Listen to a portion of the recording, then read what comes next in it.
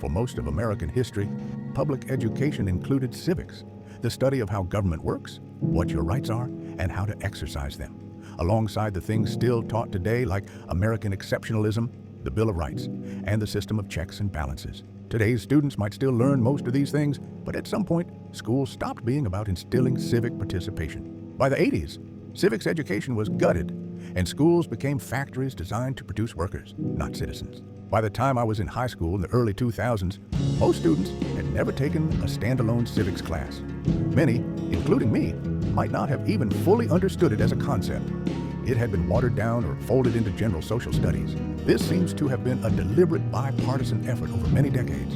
The main points seem to be 1970s. Post-war cuts to higher education funding begin shifting costs onto students via loans instead of grants.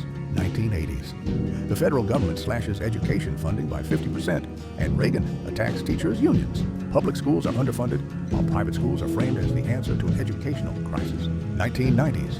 Wall Street and Silicon Valley enter classrooms through Clinton's corporate education reforms. Schools are treated like businesses, fueling charter school growth and prioritizing performance over real learning. The 90s government appears progressive, but embraces corporate solutions that weaken public institutions. 2000s. Bush's No Child Left Behind turned schools into test-taking factories. This was when I started public high school. Struggling schools weren't supported, they were punished or closed. Teachers had to teach to the test, draining creativity and critical thinking from classrooms, 2010s to today. Under Obama and beyond, STEM and workforce prep become classroom priorities, pushing financial literacy over civic literacy. Students aren't taught how to challenge injustice, but they are taught how to apply for loans. Surveillance, zero-tolerance policies, and police in schools create pre-prisons that reward obedience over empowerment. These policies have had their intended effect. Generations of Americans who don't fully understand our rights, don't know how to engage politically, and don't see ourselves as having real power. We know how to take orders. We know how to fill out job applications. We know how to pass tests. But we don't know how to challenge the power structures that put us here.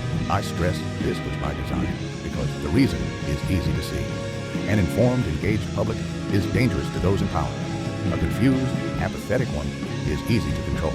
If school ever felt like an assembly line of mediocrity, that wasn't your imagination. It wasn't meant to make you think. It was meant to make you work. Schools were once places where people learned to challenge authority. Now, they're places where people learn to obey it.